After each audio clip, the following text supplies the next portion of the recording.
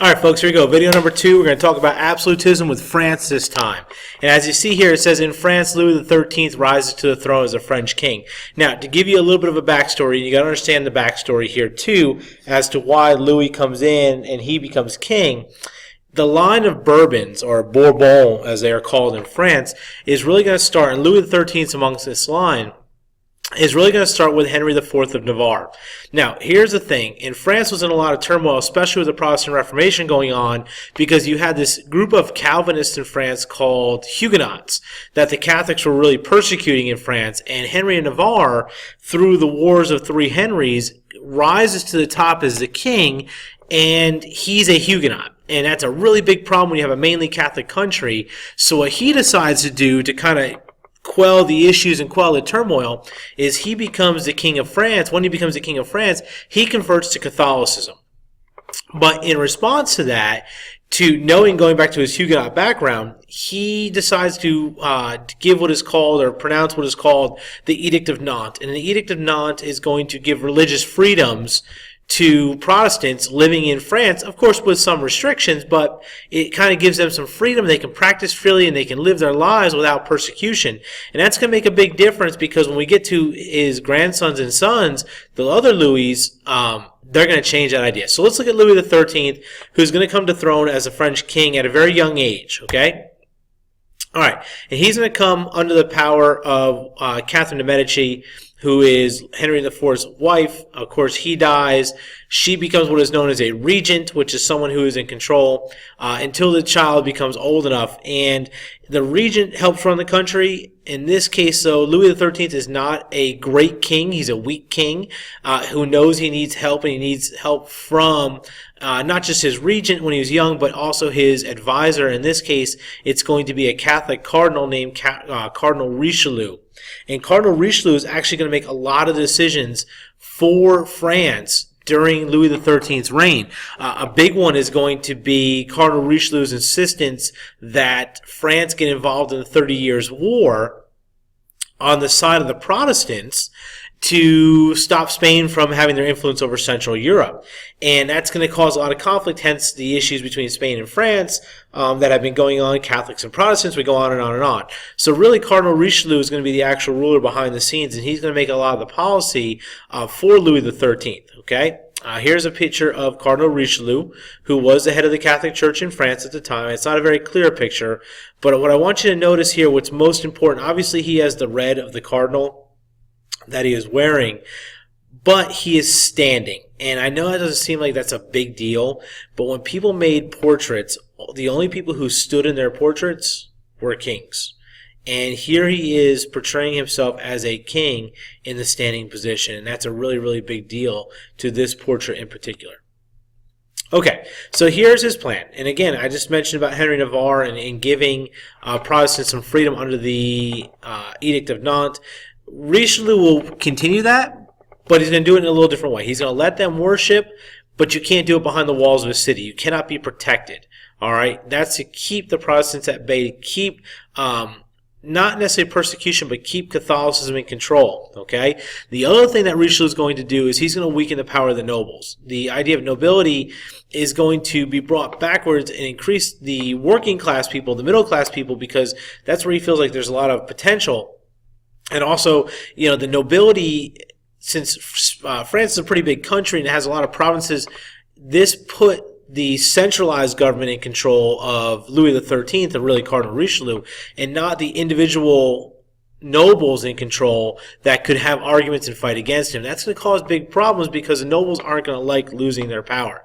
But really, that's his goal, and what it's going to do is centralize government. And you got to understand, it's so important that government becomes centralized. It becomes under the role of the absolute monarch more than anything else.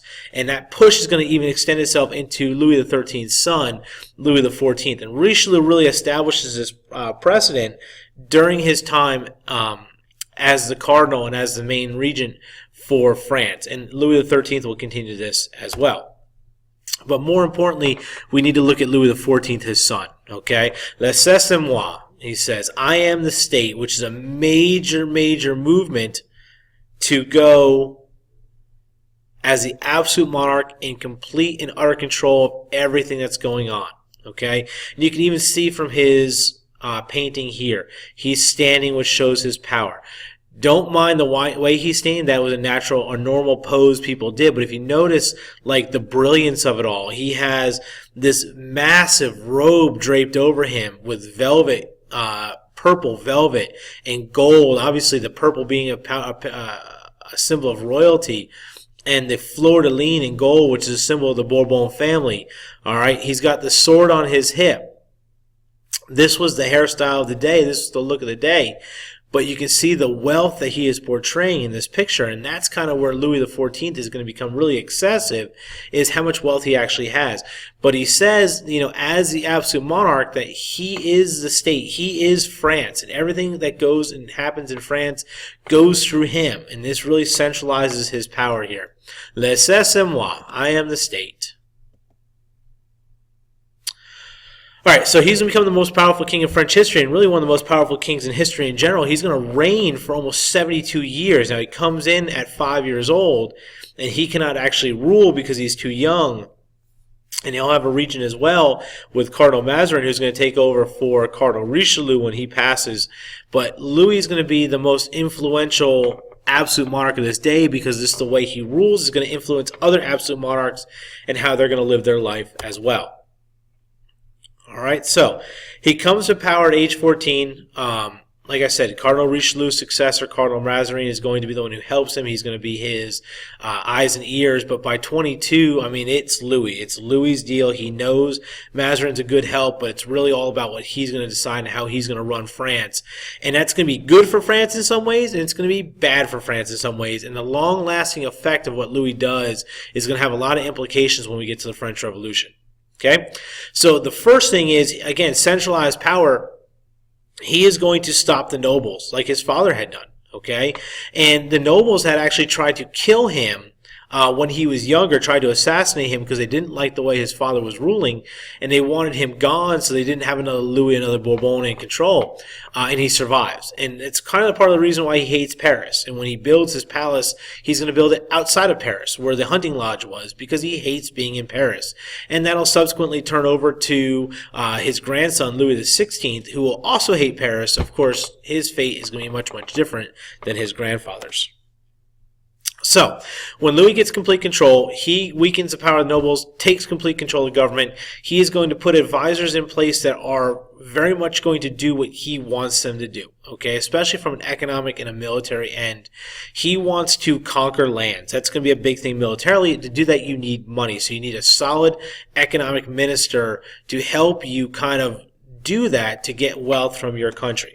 Okay, so the person he's going to have in control is his economic minister. His name is Jean-Baptiste Colbert. Okay, and he's going to implement a lot of economic reform for France. It's going to make it extremely wealthy, which is why Louis is going to live in this lap of luxury. Okay, so here's Colbert. Again, the hairstyle is very similar. The clothing we're talking about, you know, the late 17th century going into the early 18th century. So we're moving that direction. Okay, so here's what Colbert says, and go ahead and highlight the first one. He's going to continue this practice of mercantilism, getting colonies, obtaining colonies for the sole purpose of obtaining natural resources. Of course, it's going to boost the economy with tariffs and sale around the world of those resources.